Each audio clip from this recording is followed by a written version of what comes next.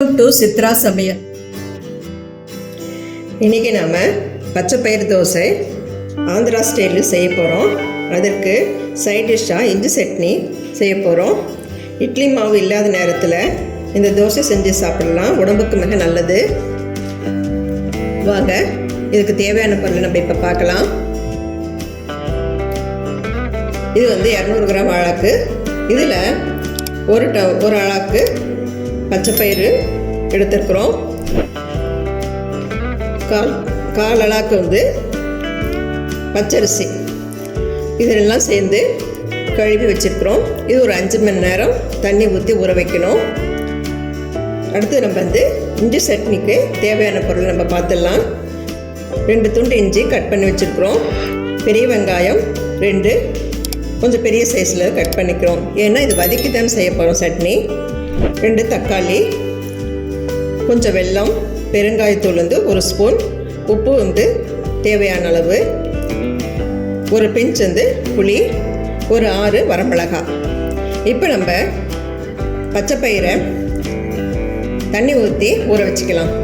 பாருங்கள், பச்சைப்பயிறு பச்சரிசியும் ஒரு 5 மணி நேரம் ஊற வைக்க போகிறோம். தண்ணி ஊற்றி வச்சுருக்குறோம். இதை இப்போ வச்சுக்கலாம். இப்போ இஞ்சி சட்னி செய்ய ஆரம்பிக்கலாம். கேஸ் ஆன் பண்ணிவிட்டு வடைச்சட்டி வச்சுருக்குறோம். வடை சட்டி காஞ்சிடுச்சு. நான் ரிஃபைண்ட் ஆயில் எண்ணெய் எடுத்துருக்கேன். அதை கொஞ்சம் சேர்த்து ஊற்றிக்கணும். இஞ்சியை கொஞ்சம் நல்லா வதக்கினாதான் சுள்ளுன்னு காரம் நம்மளுக்கு தெரியாது. எண்ணெய் காயிட்டும்.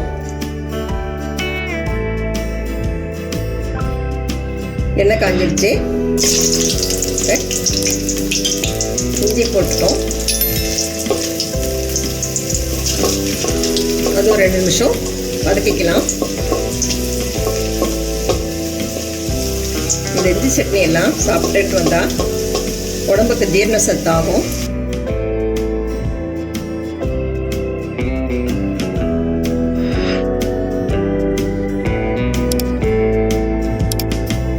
இட்லி, தோசை, சப்பாத்தி கூட அதை சைட் டிஷ்ஷாக பயன்படுத்திக்கலாம். 2 நாள் வச்சுருந்து கூட சாப்பிட்லாம், ஒன்றும் கேடாது. இஞ்சி ஓரளவு வெந்துடுச்சு.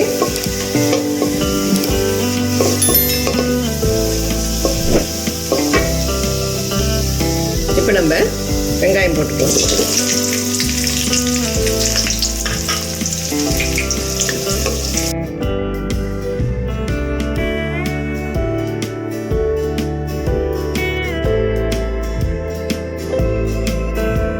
வெங்காயம் கொஞ்சம் பொன்னிறம் ஆயிடுச்சு. அது கூட தக்காளி போட்டுக்கலாம். தக்காளி வெங்காயம் நல்லா குழஞ்சி வேகிறதுக்கு தூள் உப்புக்கு 1 ஸ்பூன் போட்டுக்கலாம்.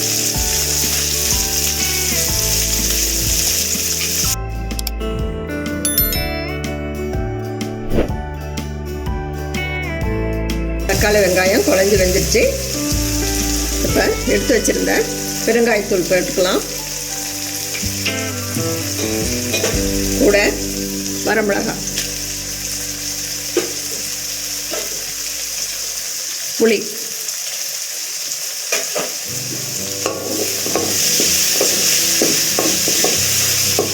எல்லாம் சேர்ந்து 1 நிமிஷம் வேகட்டும். தக்காளி, வெங்காயம், இஞ்சி, வரமிளகாய் எல்லாம் நல்லா வெந்து வந்துடுச்சு. கேஸ் ஆஃப் பண்ணிடலாம். இது கொஞ்சம் ஆற விட்டுட்டு மிக்சியில் நைஸாக அரைச்சி எடுத்துக்கலாம்.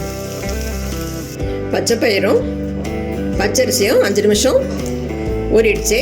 இது தண்ணி வடிச்சிட்டு மிக்சியில் நல்லா நைஸாக அரைச்சி எடுத்துக்கலாம். பாருங்கள், மிக்சியில் இந்த மாதிரி நைஸாக அரைச்சி எடுத்துக்கணும். இதை நம்ம ஒரு பவுலில் மாற்றிக்கலாம். இப்போ பாருங்கள், மிக்சியில் நல்லா அரைச்சி ஒரு பவுலில் மாற்றிக்கிட்டோம். இன்னும் கூட நான் உங்களுக்கு தேவையான தண்ணி ஊற்றிக்கலாம். தோசை மாவு பதத்துக்கு நம்ம அரைச்சி எடுத்துக்கணும். இது கூட தேவையான அளவு உப்பு போட்டுக்கலாம். இன்னும் ஒரு 1/2 ஸ்பூன் உப்பு போட்டுக்கிறேன். ஒரு 1/4 ஸ்பூன் மஞ்சத்தூள் போட்டு கலந்து விட்டுக்கலாம்.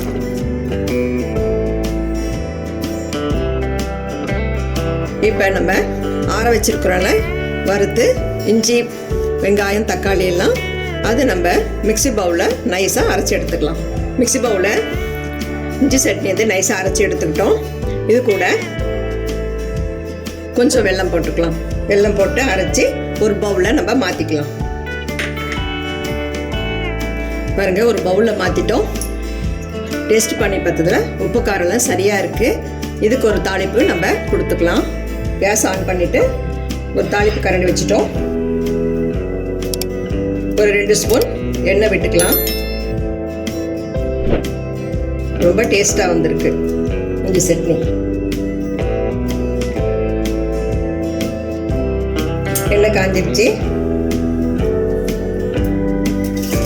கடுகு உளுத்தம் பருப்பு போட்டுட்டு பொரியட்டும்.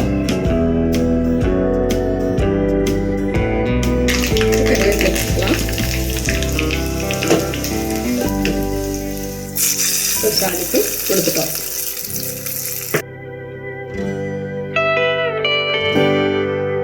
இஞ்சி சட்னி சூப்பராக ரெடி ஆயிடுச்சு. இந்த தோசைக்கு மேலே வந்து நம்ம வெங்காயம் பச்சை மிளகாய் இஞ்சி சின்ன சின்ன துண்டாக அரைஞ்சி வச்சுட்டு அதுவும் சீரகம் எல்லாம் வந்து இது கூட மேலே போடுறதுக்கு ரெடி பண்ணி வச்சுக்கலாம். இப்போ தோசைக்கு மேலே நம்ம பொடியாக நறுக்கின வெங்காயம் 2 கட் பண்ணி வச்சுருக்கிறோம். அதை இந்த பவுலில் போட்டுக்கலாம்.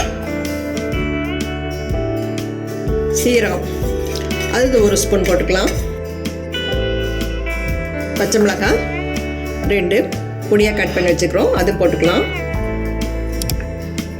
இஞ்சி ஒரு சின்ன துண்டு கட் பண்ணி வச்சுக்கிறோம், அதை போட்டுக்கிட்டு நல்லா கலந்து விட்டுக்கலாம்.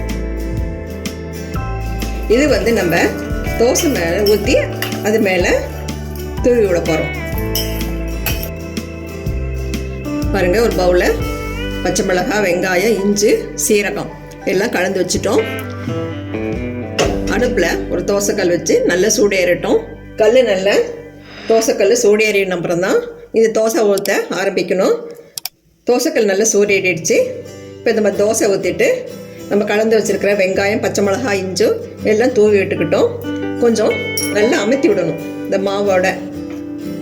அப்போ தான் பிரியாமல் வரும் நம்மளுக்கு. அடுப்பு வந்து ஸ்லோவில் தான் வச்சு வேக வைக்கணும். ஹையில் வச்சோம்னா கருகிடும் தோசை. இப்போ சுற்றி நம்ம எண்ணெய் விட்டுக்கலாம். பாருங்க, வெந்துருச்சு. இது நம்ம வந்து இந்த சைடு